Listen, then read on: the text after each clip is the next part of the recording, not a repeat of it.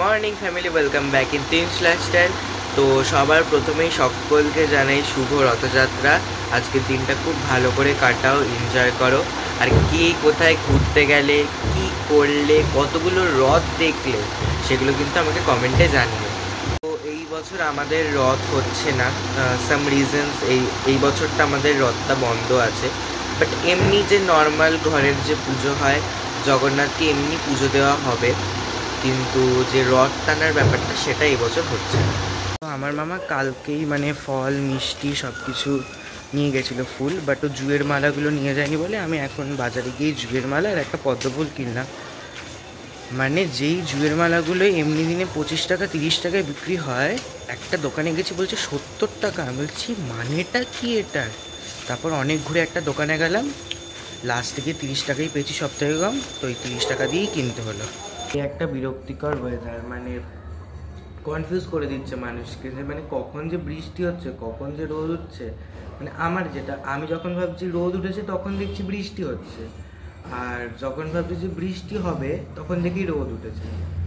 কি যে হচ্ছে কিছু বুঝে পাচ্ছি না। হচ্ছে জগন্নাথ অঙ্গরাগের যে ফাইনাল লুকের যে ভিডিওটা, সেটা আজকে আমার চ্যানেলে চলে এসছে। তো যারা যারা এখনও সেটা দেখোনি তারা দেখে নিও, আর যারা আগের পার্টগুলোও দেখোনি তারা সেইগুলোকেও এই পার্টটা দেখার পরে দেখে নিও। আমার স্নান হয়ে গেছে, এবার গোপাল আর রাধাকৃষ্ণকে স্নান করি, ওনাদের নতুন জামা কাপড় পরাবো। জগন্নাথকেও স্নান করাতাম, কিন্তু দিদা বললো যে জগন্নাথকে স্নান করাস না, আমি কালকে ওনাকে গঙ্গা জল দিয়ে স্নান করিয়ে দিয়েছি, কিন্তু ওনাদের তো নতুন জামা কাপড় পরাতে হবে, তো এই জন্য ওনাদের স্নানটা করাবো। এই হচ্ছে সেই দোলনাটা, এই যে। তো আমার সাজানো কমপ্লিট, কেমন হয়েছে সেটা আমাকে কমেন্টে কিন্তু তোমরা সবাই জানিও। আর এই হলো আমার জগন্নাথ।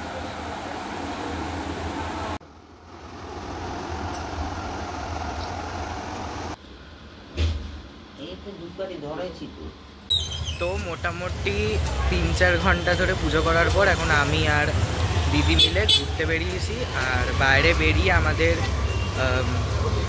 3-4টে বড় রথ দেখাও হয়ে গেছে। আমাদের এখানেও প্রায় 2 বছর ধরে একটা রথের কার্নিভাল হচ্ছে। তো এই বছরেও রথের দিন দেখলাম কার্নিভালটা হয়েছে, আর প্রচুর পরিমাণে রথ এসেছিল এখানে।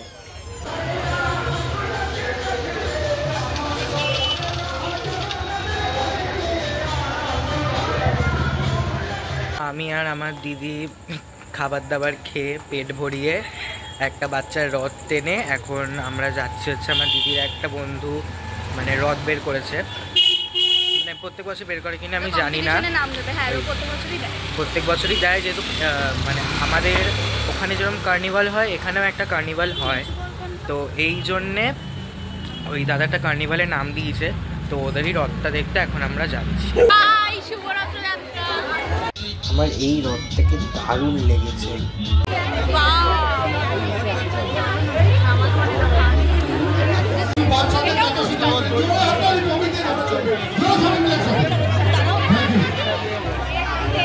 আর এটা হচ্ছে আমার দিদির বন্ধুদের রথটা।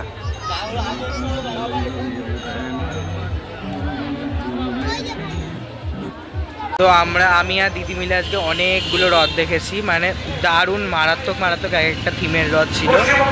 তার মধ্যে দিদির বন্ধু যে রথটা বানিয়েছে, মেন হচ্ছে ওটা জুট মিল যে শিল্পটা, ওটার ওপর বানিয়েছে।